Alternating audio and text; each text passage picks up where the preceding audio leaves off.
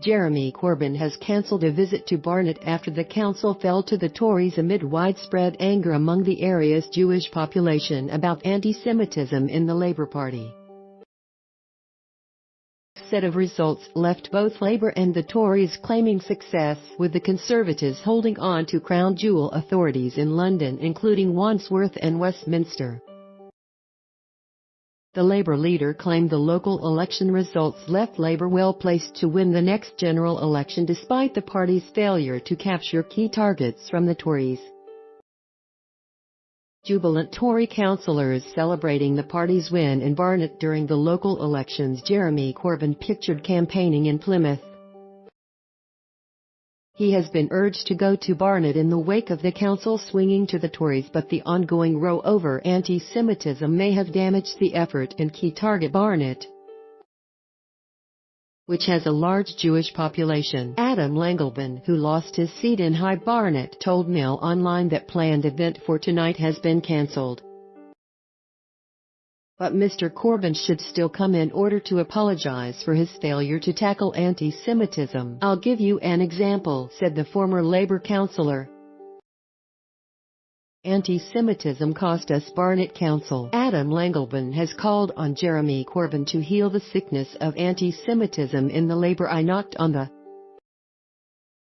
door of a woman who had a mezuzah on her door and said she was a lifelong Labour voter and from a union background.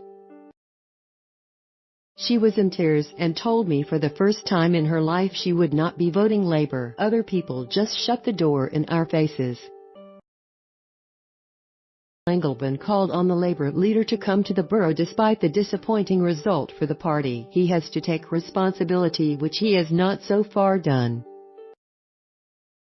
He was due to come tonight for a victory parade, but he should come tonight to apologise to every single Labour voter and party member in the Jewish community. "I don't think that he understands the problem because he is surrounded by people from the far left fringes of politics.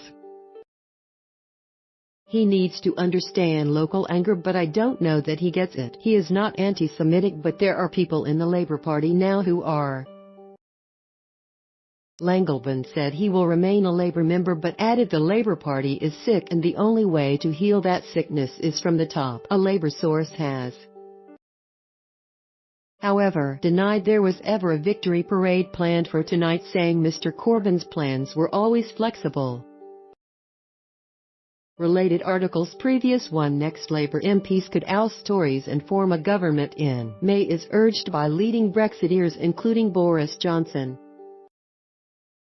Share this article. Share. A spokesman said, as Jeremy Corbyn has strongly stated, Labour is committed to challenging and campaigning against anti-Semitism in all its forms.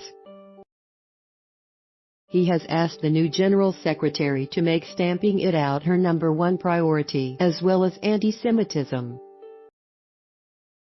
Mr. Corbyn's response to the chemical weapons attack in Syria and the Salisbury poisoning were also questioned by senior figures in the party. Labour MP Ian Austin told BBC Radio 4's Today he met voters who are concerned about Jeremy, adding, his response to recent events in Salisbury or Syria have not given them much confidence. "I think the anti-Semitism crisis has made us look like a nasty party they don't want to vote for," Mrs. May told activists in Barnet. "People of all faiths have rejected the vile anti-Semitism which has gone unchallenged in the Labour Party for too long." Labour failed to make the sweeping local election gains they had hoped to, but Mr. Corbyn's ally, Shadow Justice Secretary Richard Burgon, told the programme, "It's very rare in these local elections that people have been, when I have been knocking on doors, raising Jeremy's leadership in a negative way. Some do, some people raise it in a positive way,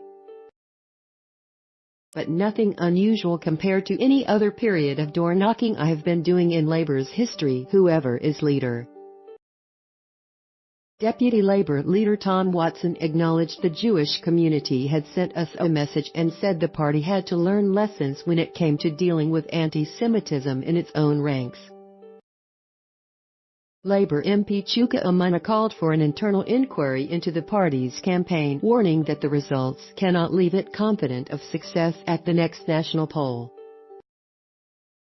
Theresa May told activists in Wandsworth yesterday Labour thought they could take control. This was one of their top targets and they threw everything at it.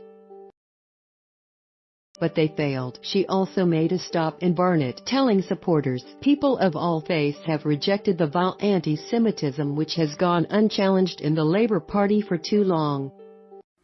Where the freaks at?